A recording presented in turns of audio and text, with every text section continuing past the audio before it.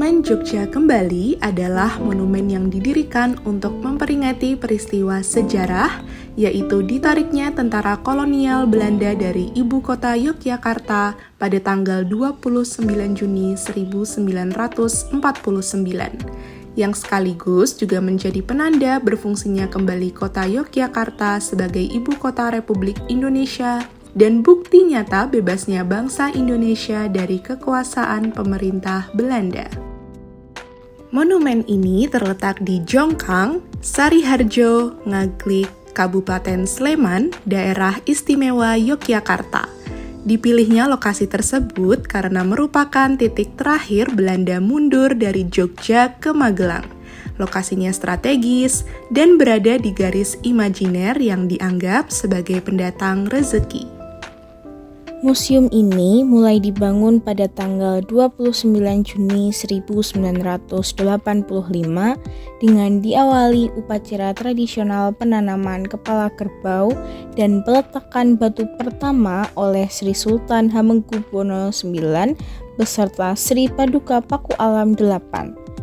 Gagasan awal pendirian Museum Monjali disampaikan oleh Kolonel Sugiarto dalam peringatan Yogyakarta Kembali yang diselenggarakan pada 29 Juni 1983. Adapun peresmian Monumen Jogja Kembali dilakukan pada 6 Juli 1989 oleh Presiden Soeharto. Monumen Jogja Kembali didirikan untuk memperingati sejarah dan perjuangan Yogyakarta dalam mempertahankan kemerdekaan Indonesia.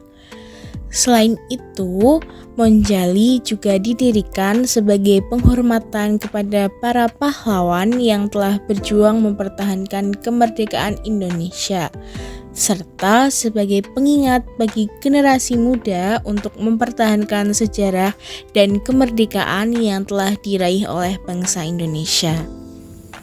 Monumen Jogja Kembali berbentuk seperti gunung karena melambangkan kekuatan dan kesucian dalam mempertahankan negara, di mana sesuai dengan filosofi tumpeng atau gunungan yang berarti suci, dan melambangkan periode waktu zaman penjajahan ke kemerdekaan sesuai dengan filosofi gunungan wayang yang berarti periode waktu.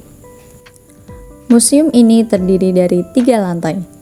Lantai pertama terbagi menjadi 4 ruang museum yang menyajikan koleksi berupa realia, replika, foto, dokumen, senjata, heraldika, bentuk evokatif dapur, dan segala macam hal yang menggambarkan suasana perang pada tahun 1945 sampai 1949.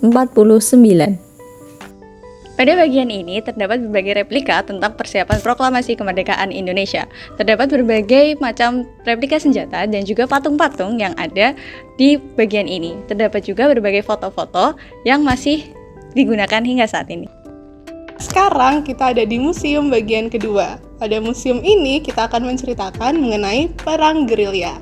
Nah, di belakang saya adalah salah satu peninggalan dari Jenderal Sudirman saat Perang Gerilya berlangsung, yaitu ada tandu. Di Museum 3 ini berisi koleksi mengenai serangan umum 1 Maret ketika Belanda menyerang Yogyakarta. Pada museum bagian 4 ini berisikan koleksi-koleksi sewaktu Yogyakarta menjadi ibu kota Republik Indonesia pada tanggal 4 Januari 1946 hingga 27 Desember 1949. Seperti ada tempat tidur yang digunakan R. Soekarno dan juga meja kursi yang digunakan Muhammad Hatta untuk menerima tamu. Selain itu, terdapat juga ruang serbaguna yang digunakan sebagai tempat pemutaran film dokumenter ataupun kegiatan-kegiatan lain. Dan juga terdapat perpustakaan yang khusus menyediakan referensi tentang sejarah perjuangan kemerdekaan. Di lantai kedua Monjali, terdapat 10 diorama episode di bagian dalam dan terdapat 40 relief di bagian lapik luar museum. Kedua bagian tersebut menceritakan perjuangan fisik maupun diplomasi bangsa Indonesia dari 19 Desember 1948 hingga 17 Agustus 1949. Lantai ketiga yang biasa disebut ruang Garbhagraha atau ruang hening digunakan agar pengunjung dapat mensyukuri nikmat Tuhan dan memohon agar pahlawan yang gugur dalam mempertahankan kemerdekaan dapat diterima di sisi Tuhan sesuai amal baktinya. Adapun sebanyak 422 nama pahlawan yang gugur di daerah Berkeras III pada 19 Desember 1948 hingga 29 Juni 1949 diabadikan di dalam ranah yang terdapat pada bagian depan museum. Selain itu, juga terdapat pameran taman yang berisi replika pesawat yang digunakan untuk menyerang musuh di Ambarawa dan Salatiga pada 29 Juli 1947. Ada pula taman, rest area, dan area foto di sekitar Monjali. Pelajaran berharga yang dapat diambil yaitu selalu berusaha dan berdoa untuk bisa mencapai apa yang diinginkan. Walaupun terlihat sulit untuk dilakukan, asalkan kita berusaha dan terus berjuang, maka akan selalu ada jalan untuk meraihnya.